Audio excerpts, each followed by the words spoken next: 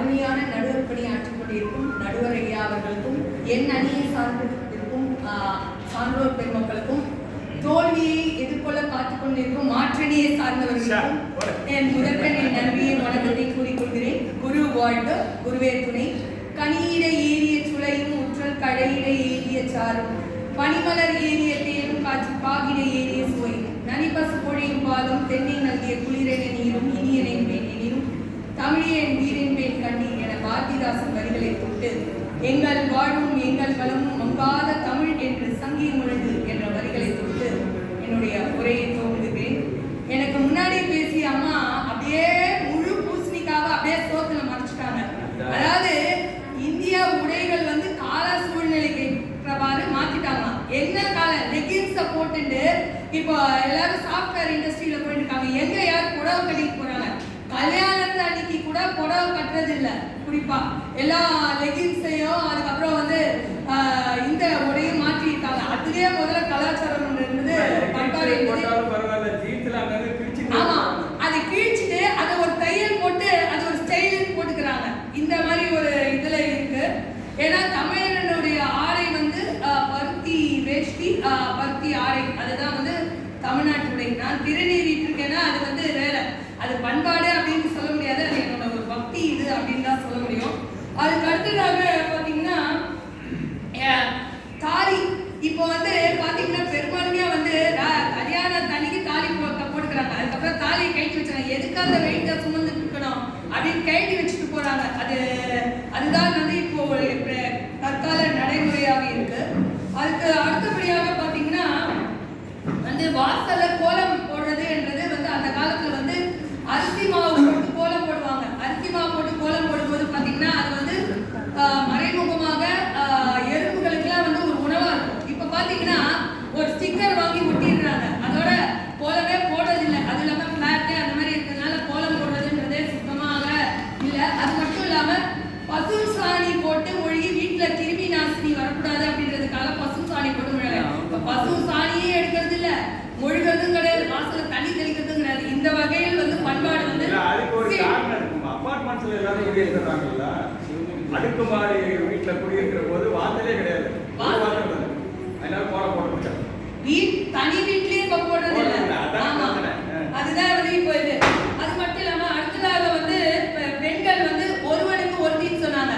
இப்ப பாத்தீங்கன்னா ஒருவனுக்கு ஒருத்தின்றதே கிடையாது. லிவிங் டுகெதர் அப்படின்னு சொல்லிட்டு யார் வேணா யார் கூட வேணா போலாம். அதுக்கு சுப்ரீம் கோர்ட்டே உச்ச நீதிமன்றமே அது தவறு இல்லை அப்படின்னு சொல்லிட்டு சமுதாய சீர்கேடாக இருக்கு.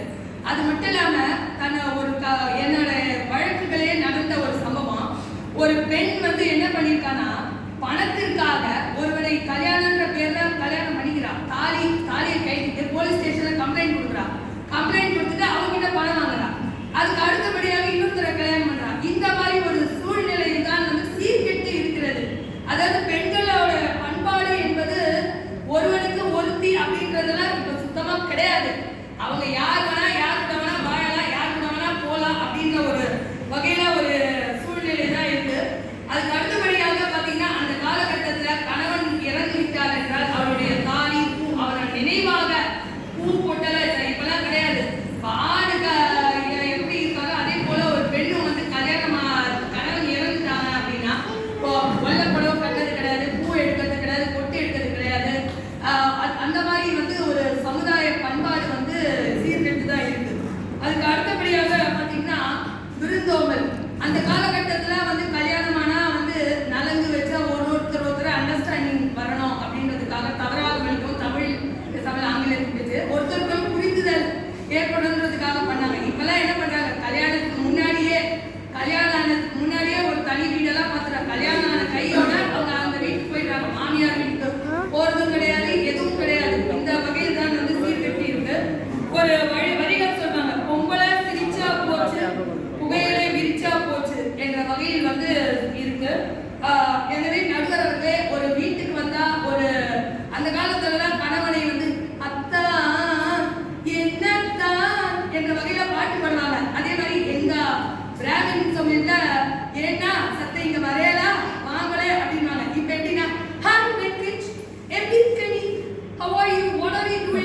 அப்படின்ற வகையில ஒரு கணவனுக்கு ஒரு மரியாதை நிமித்தமாகவோ கிடையாது, சரிநிகர் சமானமாக தான் இருக்கு. அது மட்டும் இல்லாம வந்து கணவன் வந்து 4 நாள் இவங்க 5 நாள் வேலை செஞ்சா 6 நாள் 7 நாள் அந்த கணவன் வீட்டு பாத்திரத்தை தேய்க்கணும், இது பண்ணும் அப்படின்ற வகையில இருக்கு. அதே மாமியாருக்கோ ஒரு கூட்டு குடும்பம் அப்படின்றதெல்லாம் வந்து இப்போ சமுதாயத்தில் இல்லை. எங்க இது பண்ணனாலும் இப்போ கல்யாணம் அப்படின்னா சமைக்கிறது கூட கிடையாது. ஸ்விட்சியில் ஆர்டர் பண்றாங்க, ஜொமேட்டோல ஆர்டர் பண்றாங்க. அது மட்டும் இல்லாம சமுதாய சீர்கேட்டிங்கமா எனக்கு முன்னாடி பேசியம்மா இட்லிலாம் சொன்னாங்க. இட்லிலாம் வந்து பழங்காலத்து பஞ்சாங்கம்மா, இப்பெல்லாம் கிடையாது. பீஸா, பர்கர், அப்புறம் வந்து ரோல்ஸ், வெஜிடபிள் ரோல்ஸ் இப்படிலாம் எல்லாரும் ஆர்டர் பண்ணி ஒரே நிமிஷத்துல கிடைக்கக்கூடிய வகையில சாப்பிட்டு ஒரே நிமிஷத்துல மேல போறதுக்கு ஒரு வழிவகை செய்யறாங்க அப்படின்ற வகையில தான் இருக்கு. சமுதாய சீர்கேட்டின் காரணமாக தான் இன்றைக்கு குடும்ப நல நீதிமன்றங்கள், ஒரே ஒரு குடும்ப நல நீதிமன்றங்கள் செயல்பட்டு இருந்த காலம் போய் இப்போது சென்னையில் பாத்தீங்கன்னா 8 குடும்ப நல நீதிமன்றங்கள் சமுதாய பண்பாட்டின் சீர்கேடு காரணமாக இருக்கிறது. பல விடயங்களில் கள்ள தொடர்பு காரணமாக வந்து பாத்தீங்கன்னா பல கேவலமான விஷயங்களை பெண்கள் செய்து கொண்டிருக்கிறார்கள். எனவே